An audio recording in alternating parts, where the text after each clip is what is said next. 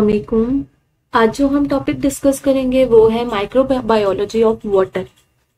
Microbiology of water, air या soil में हम बेसिकली ये चेक करेंगे कि हमारी इन्वायरमेंट में कौन कौन से माइक्रोब्स प्रेजेंट हैं, वो किस वे में हमें, या तो हमें उनका कोई हार्मफुल रोल है या फिर बेनिफिशियल रोल है। हम इन सबको डिस्कस करेंगे। तो सबसे पहले हम देख लेते हैं माइक्रोबायोलॉजी ऑफ वाटर। अच्छा, अब जो मेजर टू रिसोर्सेज हैं वाटर के, वो दो हैं। उनमें से एक आ जाता है आपका ग्राउंड वाटर, दूसरा आ जाता है आपका सरफेस वाटर। जो ग्राउंड वाटर आपका आता है उसमें आपके डीप वेल्स आ जाते हैं, सबटेरियन स्प्रिंग्स आ जाते हैं। इसमें अगर हम देखें तो वर्चुअली ये कहा जाता है कि इसमें कोई बैक्टीरिया नहीं होता, बिकॉज जब वाटर पेनिट्रेट आउट किया जाता है इतनी डेप्थ से, जिसमें सॉइल्स आ जाते हैं, डीप सैंड आ जाते हैं, रॉक्स आ जाते हैं, तो वो during that process of penetration उससे जितने भी कंटेमिनेशन होते हैं वो रिमूव हो जाते हैं। But actually it's just a virtual thinking. कुछ बैक्टीरियाज आपकी हर जगह प्रेजेंट होते हैं और कोई ना कोई बैक्टीरिया उसमें जरूर प्रेजेंट होता है। But as compare to the surface water, it is comparatively less contaminated via microbes. अब अगर हम इसे देखें कि जब ये चैनल फ्लो करते हैं, ठीक है, तो फिर उसके बाद इसकी जब ये पेनिट्रेट आउट हो जाते हैं उसके बाद इनकी कंटेमिनेशन होती है। अच्छा, सेकंड पे जो आपका आ जाता है सोर्स ऑफ वाटर, वो आता है सरफेस वाटर। अब ये जो सरफेस वाटर होता है इसमें आपके स्ट्रीम्स आ जाते हैं, आपके लेक्स आ जाते हैं, आपके शैलो वाटर्स आ जाते हैं। अब इन सब में जो मेन कंटेमिनेशन की वजह होती है वो आपकी रेन हो सकती है, वो आपकी कोई भी एग्रीकल्चर फॉर्म्स, एग्रीकल्चर वेस्ट हो सकती है, एस्टेब्लिशमेंट्स हो सकती हैं, कोई भी ऐसा सोर्स जिसके थ्रू आपकी जो है वाटर बॉडीज के अंदर कहीं से कोई मटेरियल ऐड अप हो रहा है, तो उसके थ्रू क्या हो सकता है, उस वाटर में कंटेमिनेशन हो सकती है। अब जो वाटर माइक्रोबायोलॉजी है ये किस चीज से कंसर्न करती है? ये इस चीज से कंसर्न करती है कि कौन कौन से माइक्रोब्स वाटर बॉडीज के अंदर प्रेजेंट हैं और वो वाटर बॉडीज के थ्रू किस वे में ट्रांसपोर्ट किए जा रहे हैं और उनका रोल क्या है। ठीक है, हमारे पास डिफरेंट सोर्सेज हैं फ्रेश वाटर के, उनमें से कुछ सॉल्ट वाटर के भी सोर्सेज हैं। अब इन जितने भी हमारे पास वाटर के सोर्सेज हैं उनमें डिफरेंट टाइप्स ऑफ बैक्टीरियाज या आप कह लें माइक्रोब्स प्रेजेंट होते हैं। उनमें आपके बैक्टीरियाज भी आ जाते हैं, साइनोबैक्टीरियाज भी आ जाते हैं, आपके प्रोटोजोआस होते हैं, एल्जीज होते हैं, टाइनी एनिमल्स जिनमें रोटिफर्स वगैरह आ जाते हैं। ये सारी जो है आपकी माइक्रो ऑर्गेनिजम्स हैं जो कि आपके फ्रेश वाटर्स में या सॉल्ट वाटर में प्रेजेंट होते हैं।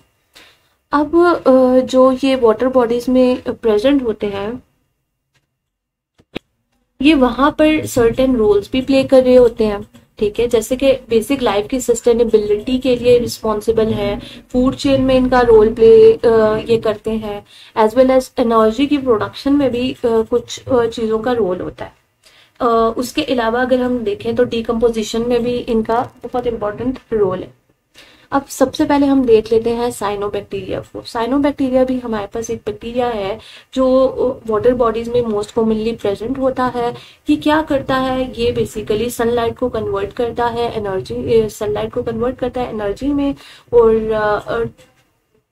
और ये बेसिकली आपका क्या करता है, ये एज अ फूड भी यूज करते हैं डिफरेंट ऑर्गेनिजम्स। अच्छा, उसके बाद ना हम देख लेते हैं कि आपके जो बेसिक सोर्सेज हैं उसके थोड़ा सा यहाँ पर बताया हुआ है कि कौन कौन से सोर्स हैं। अब देखें यहाँ पर वेल्स का आपको दिया हुआ है, स्प्रिंग्स का है, शो करी है डायग्राम, स्ट्रीम्स को बता रही है। जोन ऑफ एरेशन का मतलब होता है ऐसा जोन जिसमें आपका वाटर भी प्रेजेंट है और आपकी एयर भी प्रेजेंट है और सॉइल भी। ठीक है, तो बेसिकली इसमें सॉइल्स के दरमियान में जो स्पेसेस होते हैं उधर वाटर भी प्रेजेंट होता है और एयर भी प्रेजेंट होती है। उसके बाद आपके वाटर टेबल्स आ जाते हैं जो बिल्कुल डेप्थ ऑफ सॉइल को रिप्रेजेंट कर रहा है, जस्ट बीनीथ जिसके वाटर प्रेजेंट होता है। उसके बाद है जोन ऑफ सेचुरेशन, और जोन ऑफ सेचुरेशन में आपकी जो वाटर होता है, वाटर बॉडीज होती हैं वो प्रेजेंट होती हैं। अच्छा अच्छा, वाटर में ना आपकी बहुत सारी लाइफ जो है वाटर उसे सपोर्ट करती है, उसमें आपके माइक्रोब्स भी आ जाते हैं। अब जो आपकी वाटर बॉडीज में वाटर ये जो बैक्टीरियाज ये आते हैं, ये मोस्टली तब आते हैं जब, जैसा कि हमने अभी डिस्कस किया कि कोई या तो आपके एग्रीकल्चर्स के थ्रू आ सकता है, फॉर्म्स के थ्रू आ सकता है, या अगर आपकी जो ह्यूमन वेस्ट है अगर उसका लिंक किसी तरह से वो उसने कंटेमिनेट कर दिया विद फ्रेश वाटर, तो भी ये माइक्रोब्स क्या करते हैं, उसमें ग्रोथ स्टार्ट कर देते हैं और उस वाटर को कंटेमिनेट कर देते हैं। जैसे कि आपकी अगर हम ह्यूमन बॉडीज में देखें तो इंटेस्टाइन्स में एक large number of bacterias present होते हैं। उनमें आपके सैल्मोनेला आ जाते हैं, ई कोलाइज आ जाते हैं, शिगेलिया आ जाते हैं, विब्रियो कॉलरा आ जाता है। जब ये इन बैक्टीरिया से जो कंटेमिनेटेड वेस्ट होगी, जब नेचुरल सोर्स के साथ लिंक करेगी, ठीक है, जब नेचुरल बॉडीज को एंटर करेगी तो वो उस वाटर को भी कंटेमिनेट कर देती है। अब इसी का एक जो यहाँ पर आपको बताया हुआ है कि 20,000 में कनाडा में एक ऐसा ही हुआ था जिसमें कंटेमिनेशन हो गई थी ई कोलाई की इन दी वाटर बॉडीज, और उसका जो नंबर था वो था O157H7, और इसने बहुत ज्यादा नंबर ऑफ पीपल को इफेक्ट किया था। मोर देन 2000 और 7 उनमें से किल भी हो गए थे। अच्छा, ये तो हो गए इंटेस्टाइनल जो आपके वॉर्म्स हैं या इंटेस्टाइनल ट्रैक्ट में जो आपके बैक्टीरियाज प्रेजेंट होते हैं उनकी। इसके अलावा आपके कुछ वायरसेस भी होते हैं जो आपके इंटेस्टाइन में प्रेजेंट होते हैं, जिनमें आपके रोटा वायरस आ जाते हैं, एंटीरो वायरस आ जाते हैं, आपके कोसेक्सी वायरस आ जाते हैं। ये जितने भी वायरसेस हैं ये ये थ्रू योर फीकल मैस ये वाटर बॉडीज में एंटर हो सकते हैं। उसके अलावा कुछ जो है प्रोटोजोअस की स्पीशीज, जिनमें आप जियार्डिया कह सकते हैं, क्रिप्टोस्पोरेंडियम कह सकते हैं, ये भी आपकी क्या होती हैं, ये भी ह्यूमंस के थ्रू या फिर ये जो आपकी वेस्ट है उनके थ्रू वाटर बॉडीज में एंटर करती हैं और वहां पर फिर ग्रो करना स्टार्ट कर देती है। अब यहाँ पर एक आपको पिक्चर बताई हुई है, इसमें आपके ना डिफरेंट जोन्स को शो किया हुआ है। सबसे पहले यहाँ पर है टेरेस्ट्रियल प्लांट्स। अच्छा, अब ये जो आपको टेरेस्ट्रियल प्लांट्स का बताया हुआ है, ये वो है जो कि आपके वाटर बॉडीज के पास प्रेजेंट होते हैं और ये डैम्प एनवायरनमेंट में ग्रो करते हैं, ठीक है। उसके बाद यहाँ पर आपको बताया हुआ है लिथोरल जोन का। अच्छा, ये जो लिटोरल जोन है ये कौन सा जोन होगा, जो कि आपकी सॉइल के करीब करीब प्रेजेंट होगा, और इसमें बेसिकली इसमें क्या होगा, इसमें आपके मैक्सिमम वो बैक्टीरियाज ग्रो करेंगे जो कि आपके एरोबिक रिस्पायरेशन करते हैं, जिन्हें जो ऑक्सीजन को कन्वर्ट करते हैं और अपना क्या करते हैं, अपनी फूड प्रिपेयर करते हैं। एज वेल एज ये जो आपका ये वाली जो रीजन होता है या जोन होता है, इधर सनलाइट भी आ रही होती है, इधर ऑक्सीजन की भी डेफिशिएंसी नहीं होती। तो यहाँ पर जो मोस्ट कॉमनली आपके एरोबिक बैक्टीरिया से ग्रो करते हैं। नेक्स्ट जो आपका आ जाता है वो आता है लिम्नेटिक जोन। ये जो लिम्नेटिक जोन है इसे ओपन वाटर भी कहते हैं, और ये यूफोटिक जोन ये जो है ये वो जोन है जिसमें स्लोली आपकी जो ऑक्सीजन लेवल है वो डिप्राइव करनी शुरू हो जाती है। आपकी यहाँ पर सनलाइट भी कंप्लीटली फॉल नहीं करती। ये reason as compare to littoral zone क्या होता है, कूलर होता है, कूलर होगा। यहाँ पर अब एरोबिक बैक्टीरिया नहीं ग्रो करते, यहाँ पे एनारोबिक बैक्टीरिया ग्रो करते हैं मोस्ट कॉमनली। अच्छा, उसके बाद जो है आपका यहाँ पर एक जोन आ जाता है बेनेथिक जोन। ये जो बेनेथिक जोन है ये कम्प्लीटली वो एरिया है जहाँ पर आपकी बिल्कुल भी लाइट भी नहीं है और जहाँ पर आपकी ऑक्सीजन भी नहीं है, और ये बहुत ज्यादा कूलर रीजन होता है, ठीक है। और यहाँ पर बिल्कुल डिफरेंट टाइप ऑफ बैक्टीरिया ही ग्रो करते हैं। अब हम वन बाय वन इन जोन्स को देख लेते हैं और इनके बैक्टीरियाज को देख लेते हैं कि कौन से बैक्टीरिया किस जोन में आपके प्रेजेंट होते हैं। अब जैसे कि हमने देखा कि लिटोरल जोन में आपकी एरोबिक बैक्टीरियाज होंगे या फिर फोटोसिंथेटिक एल्जीज ज्यादा इस वाटर में प्रेजेंट होंगे, ये थोड़ा सा शैलो भी होता है। जो आपके लिम्फेटिक जोन हमने डिस्कस किया है उसमें आपके बेसिकली कौन से होते हैं, पर्पल और ग्रीन सल्फर बैक्टीरियाज होते हैं जो कि ऑक्सीजन के बगैर भी ग्रो कर सकते हैं। थर्ड जो आपका था बेंथिक जोन, बेंथिक जोन में आपके basically methane producing bacteria survive करते हैं जहां पर ऑक्सीजन और सनलाइट बिल्कुल एब्सेंट होती है। देन आपका आ जाता है सॉल्ट वाटर, ठीक है, सॉल्ट वाटर। अब फ्रेश सॉल्ट वाटर जो है उसमें as compare to fresh water आपकी सॉल्ट्स की कंसंट्रेशन बहुत ज़्यादा होती है और बिकॉज ऑफ देम इसका जो पीएच होता है वो भी बहुत ज़्यादा हायर होता है और जो न्यूट्रिएंट्स का लेवल होता है वो बहुत लो होता है। अब यहाँ पर ना बहुत ज़्यादा जो एरोबिक बैक्टीरियाज होंगे या जो नॉर्मल बैक्टीरियाज हैं वो यहाँ पर ग्रो नहीं करते। यहाँ पर जो बैक्टीरियाज ग्रो करते हैं उन्हें हम हेलोफिलिक बैक्टीरियाज बोलते हैं जो कि होते हैं सॉल्ट लविंग बैक्टीरियाज। अब इनमें से कौन सी स्पीशीज है मोस्ट कॉमनली, इनमें आ जाती है सूडोमोनास आ जाती है, विब्रियो कॉलरा आ जाती है। ये इस वाटर में इजीली ग्रो करती हैं। उसके अलावा जैसा हमने स्टार्ट में पढ़ा था कि जो आर्ची बैक्टीरियाज हैं जिन्हें बोला जाता है बैक्टीरियाज का एंसेस्टर, उनके बारे में भी ये बात बोली जाती है कि वो एक्सट्रीम इन्वायरमेंट में ग्रो करते हैं और वो जो है बेसिकली कुछ रिसर्चर्स के अकॉर्डिंग आपके सॉल्ट वाटर में आर्ची बैक्टीरियाज पहले बहुत ज्यादा प्रेजेंट होते थे।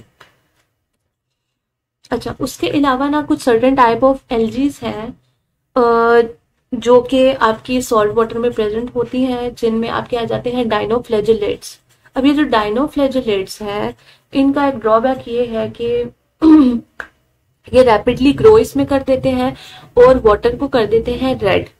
अब वाटर को रेड भी कर लेते हैं और दूसरे नंबर पे ये करते हैं कि वाटर से न्यूट्रिएंट और ऑक्सीजन को डिप्लीट कर देते हैं। अब ये जो डाइनोफ्लैजेलेट्स हैं ये कुछ फिशेस को भी कंटेमिनेट कर देते हैं और जब कोई इन फिशेस को ईट करेगा तो ह्यूमन में भी कुछ डिजीज ये कॉज करते हैं। अच्छा, उसके अलावा जो हमने जैसे अभी पीछे देखा था कि विब्रियो कॉलरा भी है जो कि सॉल्ट वाटर में ग्रो इजीली कर जाता है। अब ये जो विब्रियो कॉलरा है ये बहुत ज्यादा अगर इसकी कंटेमिनेशन, अगर ये वाला कंटेमिनेटेड वाटर किसी पर्सन ने यूज कर लिया तो उसमें फिर लाइफ थ्रेटनिंग डायरिया भी कॉज करता है। अच्छा, ये आपकी सारी थी सारे हमने बैक्टीरियाज को डिस्कस किया कि कौन सा फ्रेश वाटर में प्रेजेंट होता है, कौन सा सॉल्ट वाटर में प्रेजेंट होता है।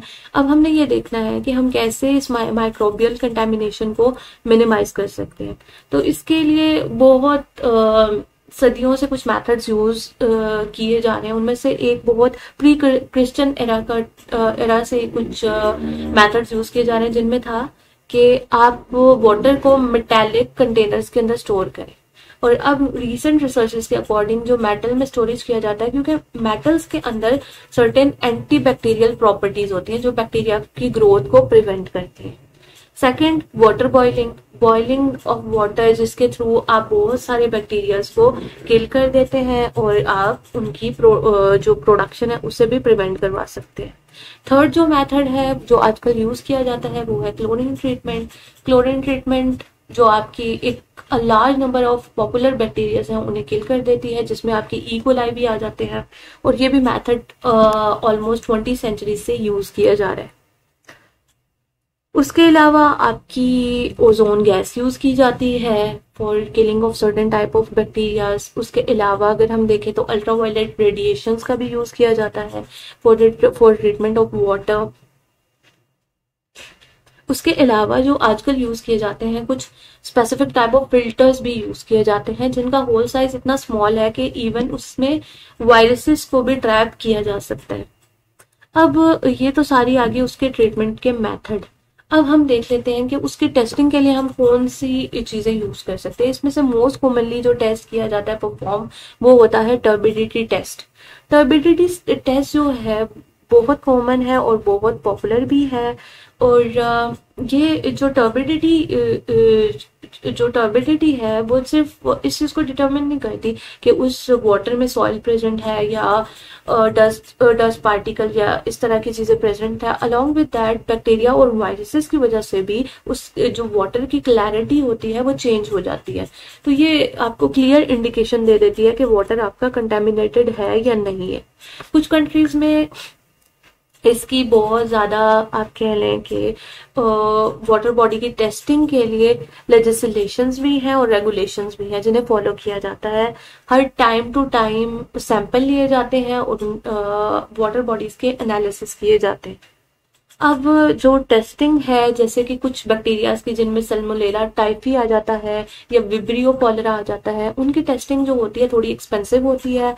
लेकिन अगर हम ई कोलाई की देखें तो क्योंकि ई कोलाई ग्रो बहुत ज्यादा करता है और उसको उसकी प्रेजेंस को इंडिकेट करना बहुत इजी है, तो इसकी जो डिटेक्शन है वो इजीली टेस्ट के थ्रू पॉसिबल है।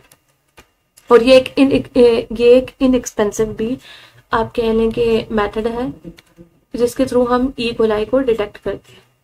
अच्छा, उसके बाद हम देख लेते हैं कि वाटर बॉर्न डिजीज कौन कौन सी है। वाटर बॉर्न डिजीज जो है ये सब वही बैक्टीरियाज और वही वायरसेस कॉज कर रहे हैं जो कि वाटर के थ्रू ट्रांसपोर्ट किए जाते हैं या ट्रांसपोर्ट होते हैं। ठीक है, इनमें से सबसे पहले आ जाती है बेसिलरी डायसेंट्री और शिगेलोसिस। ठीक है, अब डायसेंट्री, इसमें भी एक्सट्रीम डायरिया होगा, वोमिटिंग होगी, इसमें कुछ स्किन इन्फेक्शन भी हो जाते हैं, रैशेस वगैरह भी अपीयर हो जाते हैं। देन आपका कॉलरा आ जाता है जो कि आपका विब्रियो कॉलरा कॉज करता है।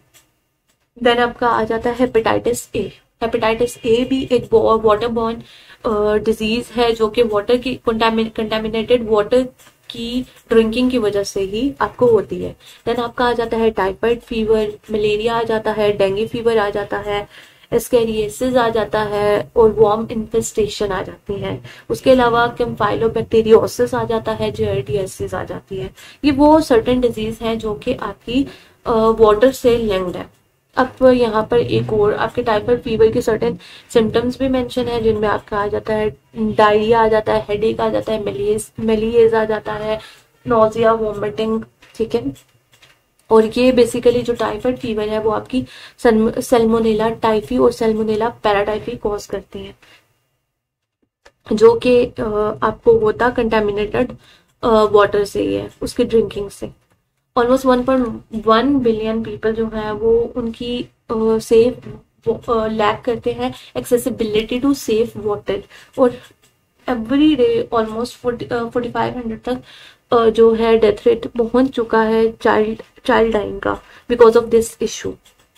तो ये हमारा था सारा जो आज हमने डिस्कस किया वाटर माइक्रोबायोलॉजी से, जिसमें हमने देखे कि कौन से बैक्टीरियाज या कौन से माइक्रोब्स आपके वाटर बॉडीज में प्रेजेंट होते हैं, उनका वे ऑफ ट्रांसपोर्टेशन क्या है और वो कौन कौन सी डिजीज कॉज करते हैं।